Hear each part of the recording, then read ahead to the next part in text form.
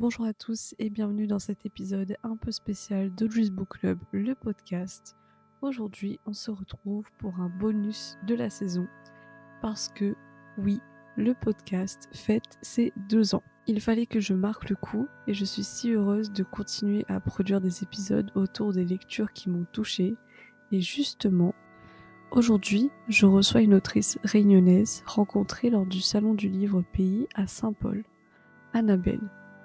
Elle a un podcast, Cœur en déferlante, où elle s'exprime sur plein de sujets. Elle se livre vraiment à cœur ouvert et fait des interviews très intéressantes, mais elle a aussi écrit 2 recueils, dont un, celui qu'on va présenter aujourd'hui, qui s'appelle Floraison de pensées cachées.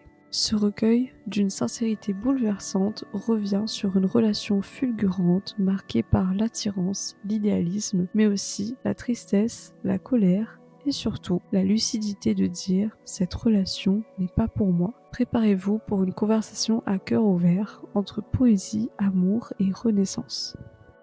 Bonjour Annabelle, Bonjour. merci d'être là aujourd'hui, merci de venir sur le podcast et d'avoir pu me permettre de lire ton livre Floraison de pensées cachées. Merci, je suis super contente d'être là. Je suis trop contente, vraiment. Moi déjà, je voulais te dire que j'ai énormément apprécié cette lecture. Et ce que j'ai apprécié, c'est que j'avais l'impression que c'était un peu comme un récit un peu intime. Tout le long du livre, on a l'impression qu'on est déjà ton ami et qu'on est là avec toi et qu'on t'accompagne dans cette relation qui est quand même assez douloureuse, mais tu en retires quand même quelque chose de bien. C'est que tu finis par dire que ce n'est pas pour moi et c'est ok puisque je décide de me choisir moi avant tout. Ma première question, c'est, bon, je reviens un petit peu là-dessus, donc j'aime bien ta vulnérabilité dans cet ouvrage et je pense que ça a dû demander vraiment beaucoup de courage. Quand est-ce que tu t'es dit que tu avais envie d'écrire un livre sur ce thème-là en particulier? Est-ce que c'est quelque chose que tu portes en toi depuis longtemps? Est-ce que ça a été difficile de te mettre à écrire cet ouvrage? Pour écrire vraiment cet ouvrage-là, ça n'a pas été une évidence tout de suite parce que c'était après une rupture amoureuse. Du coup, ce que je souhaitais, c'était vraiment juste écrire en fait ce que je ressentais après ça. Et c'était pas dans le but de vouloir enfin, publier en fait un recueil de poèmes.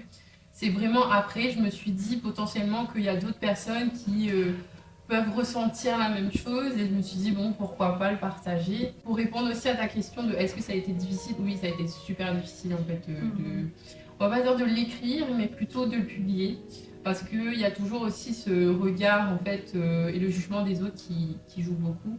Se dire est-ce que les gens vont pas me trouver comme ça, ou sinon, surtout avec mon hypersensibilité, que j'avais mis des mots en fait sur mon hypersensibilité, justement dans cette relation.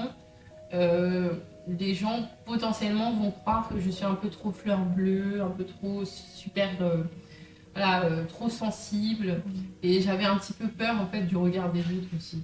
Ok. Ouais.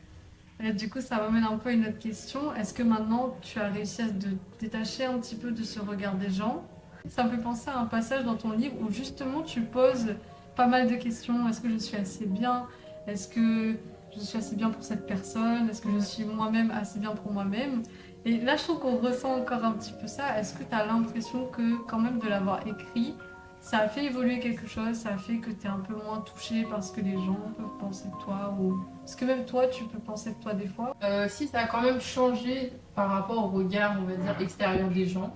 Parce que comme j'ai appris d'une amie qui m'a dit Annabelle, en fait, dès que tu sors dans la rue, en fait, les gens vont te juger, vont avoir un jugement en fait sur toi. Donc fais carrément ce que tu souhaites, sois toi-même en fait.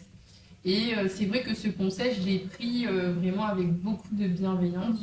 Parce que justement, quand parfois je commence à me dire ouais, peut-être que non, je vais pas m'habiller comme ça parce que les gens vont penser ça et tout.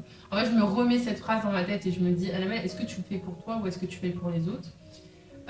Après, ça a évolué un peu dans ce sens-là.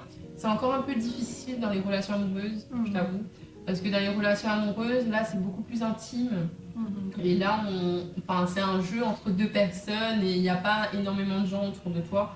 Donc là, c'est encore un peu difficile de ce point de vue-là. Ouais. En tout cas, ce qui est bien, c'est que cette œuvre, tu l'as faite autant pour toi que pour les autres au final. Oui. Moi personnellement, quand je l'ai lu, j'en ai aussi tiré quelque chose et je trouve que tu as vraiment une justesse dans les mots que tu choisis pour mettre quand même des mots sur des émotions qui sont fortes parce qu'on passe vraiment par plusieurs étapes dans ce livre. Oui. Et c'est quelque chose qui m'a vraiment fascinée. Si toi, tu devais résumer ce livre, entre guillemets, avec quelques mots ou une phrase, qu'est-ce que tu dirais? Je dirais, je sais pas, franchement en quelques mots, moi qui aime beaucoup parler et tout. Non mais on va dire peut-être que c'est une traversée en fait obligée. En fait c'est un cycle de vie. En fait une relation amoureuse c'est comme par exemple aller au travail ou quoi que ce soit. Enfin, en fait dans une relation, que ce soit amoureuse ou familiale ou amicale, en fait il y a toujours un cycle. Les cycles ne sont pas les mêmes. Mais on va dire que, par exemple, dans une relation amoureuse, il y a la rencontre, il y a le début de la relation, on appelle ça lune de miel, mais voilà, enfin... après, il commence à avoir un petit peu des zones d'ombre, et au final, si ça marche, ça marche, si ça marche pas, il y a la rupture et il y a le deuil derrière. Et également après une guérison. Donc en fait c'est un cycle. Donc tout le temps c'est la même chose. Néanmoins une relation en fait c'est aussi fait pour apprendre sur soi et apprendre sur l'autre aussi. Donc il y a toujours du bon en fait à apprendre en fait d'une relation. Voilà. C'est une très bonne manière de résumer ton livre. Moi en tout cas j'ai beaucoup apprécié ce côté-là justement.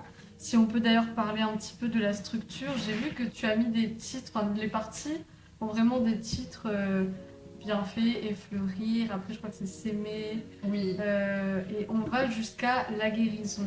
Est-ce que pour toi tu vois ça comme une manière aussi de montrer aux gens que c'est un cycle et qu'ils vont aller mieux, ou est-ce que c'était juste des titres que tu avais choisis un peu comme ça pour résumer les textes qui sont dans cette partie-là en fait? Alors, ça a été les titres des chapitres ont été les dernières choses, enfin vraiment dernière étape en fait, avant vraiment la correction et tout.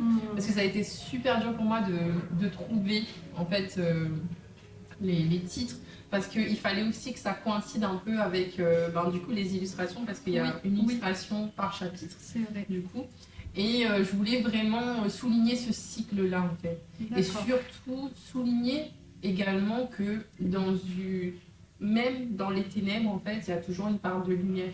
Donc en fait dans on va dire dans les dessins, les illustrations qui sont à l'intérieur, en fait il y a ce côté on va dire lumière et obscurité aussi. Et c'est ça que je voulais faire comprendre aux gens, c'est que même si on souffre, en fait à un moment donné ça va s'arranger. Et les choses, parfois la douleur, en fait la souffrance peut se transformer en quelque chose de beau. Et c'est ce que j'ai voulu aussi faire ça avec la poésie. Et je pense que c'est aussi le but de la poésie, je pense. Mais justement, c'était une des questions que je me posais. Pourquoi avoir choisi la poésie particulièrement et pas autre chose? Parce que je me dis que, après, on a un petit peu discuté avant, et je sais que tu as ton podcast Cœur en déferlante, et tu disais justement que tu ne voulais pas te positionner comme une donneuse de leçons. Et moi, je trouvais que ça aurait été un livre qui était aussi très bien pour montrer un petit peu genre un mode d'emploi sur comment on s'en remet.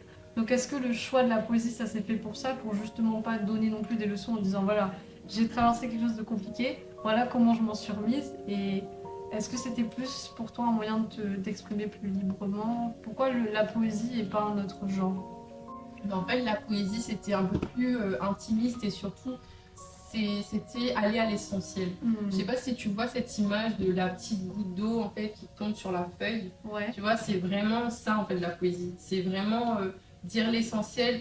En fait, d'exprimer ce qu'on ressent, mais sans trop en dire en fait. Laisser aussi l'autre, le lecteur ou la lectrice en fait, aussi ressentir ce qu'elle a envie de ressentir.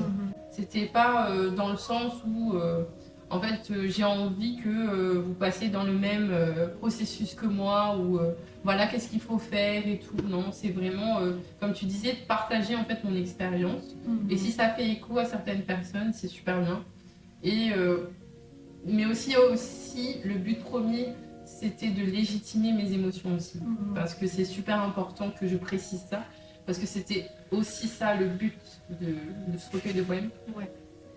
c'est que j'ai été une enfant qui a grandi avec des parents en fait, qui ne voulaient pas forcément que j'exprime mes émotions. En fait, les émotions, c'était vraiment à part. Et c'était plutôt, il faut que je sois une fille qui soit joyeuse tout le temps. Et la tristesse, la colère, la peur, en fait, c'est des choses en fait qu'on mettait carrément de côté. Et c'est vrai que j'ai eu du mal beaucoup à pouvoir exprimer mes émotions. Et justement, l'écriture et surtout la poésie, ça m'a aidé en fait à me reconnecter à moi-même surtout. À me dire, ok, c'est ça la vraie Annabelle, c'est ça qu'elle ressent et que voilà, j'accepte tout à fait ce que je ressens en fait. Bah, franchement, moi j'adore. Moi, je trouve que voilà, la justesse dans tes mots, parce que justement, tu dis que c'est comme une goutte d'eau sur une feuille. Tu dis pas énormément de choses, genre t'es pas en train de faire des longues phrases. Pour certaines pages, t'as même des fois 2 phrases dessus, mais tout est tellement bien choisi qu'on arrive à comprendre ce que t'as ressenti. Et je trouve que c'est trop chouette que t'aies eu un espace justement où explorer cette partie-là de toi. Et ma question du coup, c'est, mais je pense que bon, je connais un peu la réponse, mais est-ce que écrire ce recueil, ça t'a permis du coup de comprendre peut-être tes réactions dans cette relation aussi, parce que là on n'a pas vraiment, on s'est pas penché là trop sur la relation. Oui, bien sûr. On sait que ça a été compliqué. Est-ce que ça t'a permis de voir comment toi tu te présentais dans cette relation et qu'est-ce que tu voulais pas forcément reproduire aussi plus tard, ou est-ce que c'est au moment où tu l'as mis sur le papier que là tu t'es dit ah ouais, au final en revisitant ces souvenirs peut-être que tu vois des choses, ou sur le coup tu savais déjà, voilà, j'ai fauté là, et quand j'écris mon livre, je sais ce que je dois dire quand... En fait, c'est plus au fil du temps, mais c'est surtout que j'ai compris mon hypersensibilité en fait, comment ça fonctionnait. Parce qu'il y avait des réactions par exemple où en fait j'avais vraiment besoin en fait que l'autre soit à côté de moi, tu vois, ou que en fait je ressentais beaucoup d'euphorie. Ça je comprenais pas du tout en fait. J'essayais de me calmer par moments quand j'étais avec l'autre et tout. Et certaines fois où vraiment je me sentais vraiment pas bien parce que je me suis dit mais comment tu peux pas te sentir bien alors que tu es avec quelqu'un et tout. Et en fait c'est en l'écrivant sur le papier que on va pas dire que j'ai compris, mais que j'ai accepté en fait. C'est parce que parfois on peut ne pas comprendre, mais on se dit bon écoute, j'ai ressenti ça. Pour l'instant j'ai pas la réponse. Parce que parfois il faut pas attendre la réponse immédiatement. La réponse peut venir dans quelques mois ou même dans quelques années. Néanmoins, je me suis dit, ok, accepte en fait. C'est comme ça. Et surtout que dans ce recueil-là, je me suis dit, écoutez, moi j'aime comme ça. Voilà. Là, à l'instant T, dans cette relation, j'ai aimé comme ça. Ouais. Et il n'y a pas de jugement en fait. C'est juste ça. Donc, est-ce que je peux partir du principe que ce recueil t'a quand même un peu aidé maintenant à reprendre confiance en toi et en l'amour, ou c'est encore un petit peu compliqué Parce qu'au final, là, tu as compris quand même des choses sur toi, tu arrives à mettre des mots sur ce que tu veux, et on voit aussi dans ton recueil que tu passes vraiment par toutes les étapes. Le début, tu commences fort en disant que tu t'en fous en fait. Tu t'en fous de ce mec, il arrive, il est là, il connaît plein de trucs et tout, vas-y, je m'en fous. Et au final, tu finis par t'attacher à lui non, tu t'attaches à lui, clairement. Bah oui, carrément. Et est-ce que maintenant, en revisitant ça, est-ce que tu arrives à te dire, ouais, non, c'était pas forcément ce que moi je voulais. Enfin, comment t'as fait pour arriver à te positionner là-dessus, en te disant... c'est fini, je me mets en priorité et c'est pas ce qui me convient. Alors c'est au moment où en fait, tout à l'heure on en parlait justement, c'est par rapport au fait qu'au début de la relation, j'ai imposé en fait le polyamour en fait à la personne. Donc je l'ai fait pour bien une raison, parce que dans mes anciennes relations, j'étais un petit peu, on va dire, un peu contrôlée. Et je voulais quand même une certaine liberté. Je me suis dit, j'ai pas envie de me cantonner dans un truc où potentiellement l'autre va m'emprisonner en fait. Et du coup, j'ai imposé ça. Et l'autre en face de moi était tout à fait d'accord. Sauf qu'au fur et à mesure, j'ai remarqué que c'était pas forcément ce que je souhaitais en fait. Et je me suis dit, soit tu restes et tu acceptes en fait que l'autre va avoir ailleurs, soit tu t'en vas et tu travailles sur toi, tu essayes de voir en fait toi comment tu fonctionnes de t'aimer avant, parce que ça se voyait en fait que je m'aimais pas, hein, même en étant avec cette personne-là. Je voyais en fait que je mettais cette personne sur un piédestal et que moi en fait j'étais personne. En fait je me voyais comme personne. Est-ce que tu aurais un conseil à donner à des personnes qui traversent cette phase où ils essaient de s'aimer eux-mêmes? Est-ce qu'il y a un truc que tu as vraiment retenu dans ce processus qui a permis de t'aimer toi-même? Est-ce que c'était l'écriture? Comment tu as fait pour commencer l'aventure là-dessus, sur on s'aime soi-même? Ok, alors du coup je vais un petit peu spoiler mon futur ouvrage, mais c'est pas grave. Pour moi ça m'a donné envie aux gens de lire, d'accord. En fait, du coup, j'ai commencé à lire un livre qui s'appelle Libérer sa créativité de Julia Cameron. Et ce livre-là, c'est ma Bible, vraiment. En fait, dans ce livre-là, il y a un exercice qui s'appelle les pages du matin. Et en fait, le matin, du coup, tu as ton cahier, tu as un stylo et tu écris 3 pages. Minimum, enfin, on va dire minimum, maximum, je sais pas comment on dit. Voilà. Ok. Mais c'est 3 pages et pas plus. Et en fait, tout s'est déballé comme ça. Ah ouais. Ouais. En fait, je suis et j'étais plus une personne comme ça. Je suis un peu moins. Beaucoup dans la réflexion, beaucoup dans les pensées, trop de choses dans la tête et tout, à penser, et jamais dans l'action. Et en fait, depuis que j'ai connu ce livre et depuis que j'ai fait ces exercices tous les matins, en fait, des pages du matin, mon cerveau s'est libéré déjà, Ouais. tu vois. Mais surtout que je vois que, en fait, ça me permet aussi de voir comment moi je fonctionne dans la vie. Tu vois, comment je me perçois moi, en fait, en tant que personne. Après, ça peut passer comme par l'écriture, mais il y a d'autres personnes qui font de l'art-thérapie, ça s'appelle de l'art-thérapie, qui passent par exemple par de la peinture, par du dessin, par de la danse, enfin, peu importe. Mais moi, c'était vraiment l'écriture, parce que l'écriture, c'est comme une seconde peau, en fait. Je peux pas m'en passer. Mais si vraiment je peux donner un conseil aux gens, vraiment, c'est de s'écouter, en fait. Vraiment de s'écouter. Et surtout que si vraiment on n'a pas vraiment d'estime et d'amour pour soi-même, il faut vraiment regarder en fait ce qu'on souhaite réellement dans la vie. Et certes, les conseils des gens sont essentiels potentiellement pour avancer. Néanmoins, les gens peuvent nous donner des conseils, mais on n'est pas obligé de les suivre. On peut suivre sa propre voie aussi, se choisir en fait. C'est ça le plus important. Ouais. Je pense que c'est aussi un peu le message central de ce recueil-là. En tout cas, moi j'ai trouvé que c'était ça qui ressortait. Et est-ce que ça a été difficile pour toi? En fait, moi, alors, je vais te dire comment je voyais le processus d'écriture de ce livre, ok? Ça va peut-être être un peu drôle, mais tu vois, Noël, moi j'adore regarder le drôle de Noël de Monsieur Scrooge. D'accord. C'est un film, je sais pas si tu vois. Exactement. Et en fait, ce monsieur, il est pas très sympa, voilà, il est presque sur le point de mourir, et il revisite, il y a des fantômes qui viennent et qui lui font revisiter des moments de sa vie pour qu'il comprenne des choses. Ouais. En aucun cas, je suis en train de dire que t'es une personne Non, horrible, t'inquiète pas. J'essaye d'attendre ta réflexion. Parce que enfin, moi, quand je voyais ton processus, je me demandais, mais est-ce que c'était un peu ça pour toi? Est-ce que du coup, c'était un peu pour écrire ce livre, les fantômes du passé qui reviennent, pour écrire tel texte ou telle partie? Est-ce que ça a été vraiment un peu très difficile pour toi de repasser, de revisiter ces moments-là pour en faire quelque chose de très beau à la fin, hein, mais est-ce que ça a été difficile? Alors, peut-être pas pour celui-ci.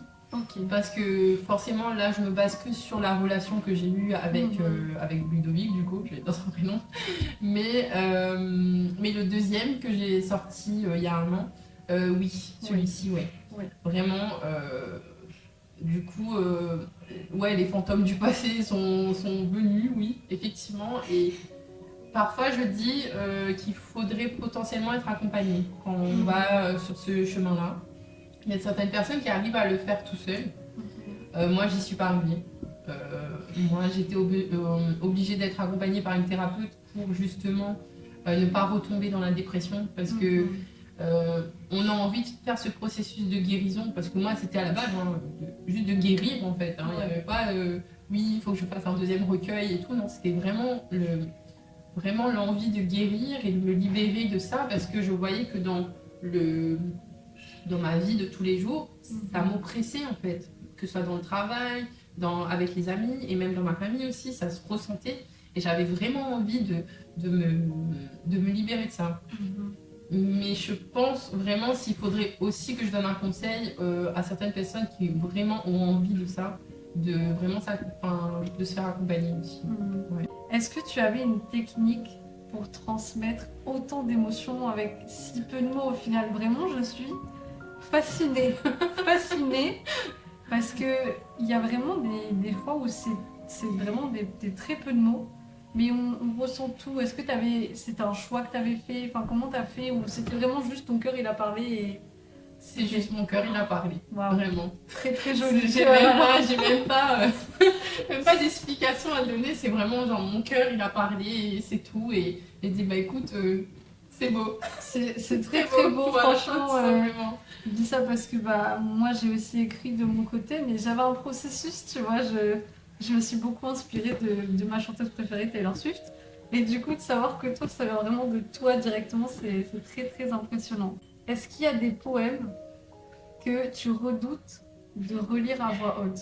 On va dire pas forcément dans le sens où ça pourrait me procurer de la douleur, mais plutôt de la honte devant les gens parce que j'ai eu des retours de personnes qui ont lu mon ouvrage et qui me disaient Annabelle, c'est vrai, ça s'est passé comme ça et tout. En fait, il y a un poème là-dedans qui a pour titre, je crois, je peux plus voir ma démon en peinture ou un truc comme ça. Oui. Et en fait, elle pensait que c'était une blague que en fait j'avais inventée. Et j'aurais dit mais non, ça s'est vraiment passé. Ah et oui. du coup, Oui, avec le potentiellement, j'aurais honte de lire ce texte à voix haute. Moi, je l'ai trouvé très très bien. Très très cool. Mais la réaction des gens quand ils m'ont dit mais on pensait que c'était vraiment une blague, Annabelle, je me mets tellement pas en fait. Quand est-ce que tu as su que ce recueil-là, il était terminé et qu'il était temps de passer au second?